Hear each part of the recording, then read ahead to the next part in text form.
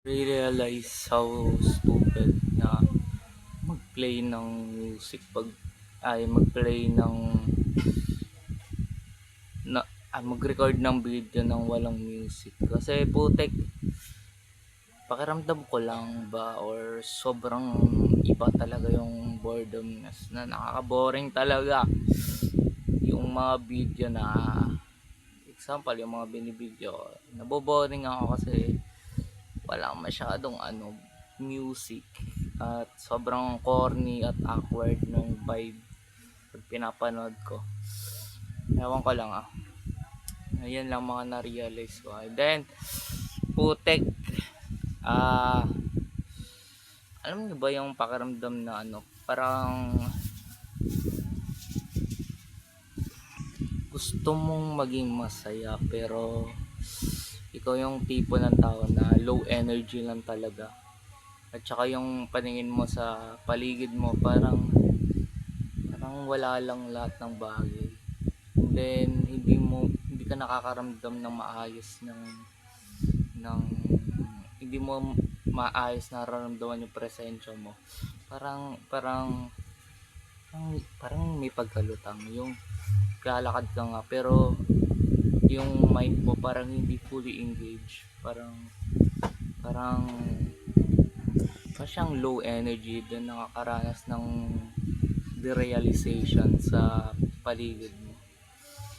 Ako lang ba o yun yung nararamdaman ko sa katawan ko at saka sa paningin ko sa paligid ko. Yun yung doon ako nag-ooperate ako sa ganong pakiramdam these few days. And then feel like stupid kasi ramdam ko ang gusto ko na lang gawin ay mag-consume ng something na nagbibigay sa akin ng temporary satisfaction or pleasure, like addicting things, addicting candy, addicting sweets, like that just to just to avoid feeling of dullness, pagiging dull ng emotion natin, yung pakiramdam natin na walang kakaiba pag hindi tayo nakakaramdam ng pleasure.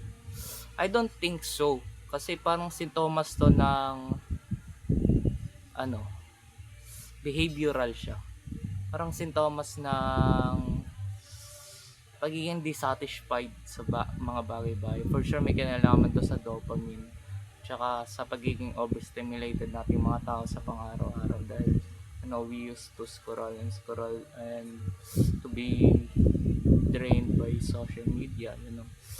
I don't think so. Kailangan ko rin siguro ng ibang habit like exercise or something habit na parang hindi kasi talaga ako engaged sa exercise, guys. Mabilis talaga ako mapagod at saka low energy nga ako, mabilis akong manghina. Parang hindi ako fit doon. Parang kahit pilitin nyo ako, parang hindi talaga ako mag-exercise tingi-tingi lang na exercise pero hindi consistent, hindi talaga ako nag-exercise mga guys. And then dun din ata may connect na yun yung posibleng reason ko bakit weak ako masyado at parang lutang na tao. Hindi ko lang alam guys, hindi ko alam kung anong mali sa akin, kung may mali ba talaga sa akin or ganito rin ba o kung ganito rin ba yung nararanasan ng ibang tao. Hindi ko alam mga guys kasi para sa akin I used to imagine na dapat sa sitwasyon na to sobrang saya ko na, sobrang excited na ako, sobrang engaged na ako, pero yung loob ko parang hindi nag-i-ignite, hindi nag-i-spark ng excitement.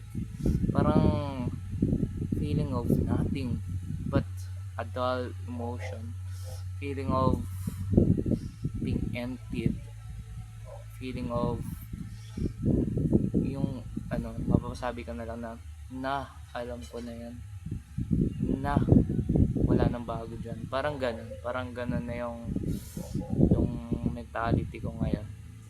Parang hindi na bago yan, na ganyang feeling lang naman yan, parang ganun.